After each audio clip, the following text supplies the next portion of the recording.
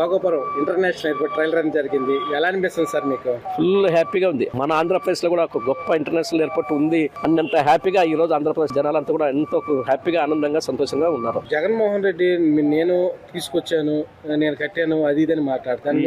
ఏం తెచ్చాడు ఆయన? అసలు దానికి ఆయన కంపౌండర్ కూడా పూర్తి కాలేదు ఆయన చేసేది. ఏం చేశాడు ఆయన కాలంలో? ఆయన 5 సంవత్సరాల పూర్తి కాలంలో సీఎం గా ఉన్నారు. ఎంత పర్సెంటేజ్ వర్క్ జరిగింది? దాన్ని స్టార్ట్ చేసిండేది ఎప్పుడు? 2014 నుంచి 19 మధ్యలో ఉన్నటువంటి అప్పుడు గవర్నమెంట్ ఆధ్వర్యంలోనే దాదాపు 15,000 ఎకరాల పొలం కావాలని చెప్పి ఆ రోజు ప్రపోజల్స్ పెట్టి అంత భూమి తీసుకుంటే అంటే రాబో తరాలకు కూడా దాదాపు 200-300 సంవత్సరాలు కూడా ఉపయోగపడంగా ఉంటుందని చెప్పి ఆయన ట్రై చేస్తే కొన్ని అనివార్య కారణాల వల్ల అంత పొలాలు దొరకలేకపోయినా సైట్ తక్కువ వచ్చిన స్థలాలు లాస్ట్ గా 2,200 ఎకరాల్లో కొనుగోలు చేసి అంతట్లో ఆ రోజు ఆయన భూమి పూజ చేసి శంకుస్థాపన చేసి వర్క్ స్టార్ట్ చేశారు. కాకపోతే కొన్ని అనివార్య కార్యాల వల్ల ఏదో ఒక అవకాశం అంటే ఏదో చూస్తామనే ఉద్దేశంతో జనాలు ఇక్కడ గవర్నమెంట్ మారడం వల్ల అది బ్రేక్ అయింది. కానీ ఆయన వచ్చిన తర్వాత 5 సంవత్సరాలు పూర్తి కాలంగా సీఎం ఉన్నారు జగన్మోహన్ రెడ్డి గారు. ఆ టైంలో చేయాలంటే ఎప్పుడు పూర్తి చేయొచ్చు కదా ఆయన. ఏం చేశాడు? ఇప్పుడు అంటే జగన్మోహన్ రెడ్డి మాట్లాడుతూ భోగాపురం ఎయిర్పోర్ట్ కోసం నేను ఎంత కష్టపడి నితిన్ గడ్కరీకి తెలుసు, అది ఇదని మాట్లాడతాను. దాని మీద మీరేమన్నా? నితిన్ గడ్కరీ ఏమన్నాడో ఆ విషయం ఒకసారి బయట చెప్పండి ఆయన నోటితో. మీరు ఇలాంటి డెవలప్మెంట్ అయ్యే కార్యక్రమాలు కట్టబడద్దండి.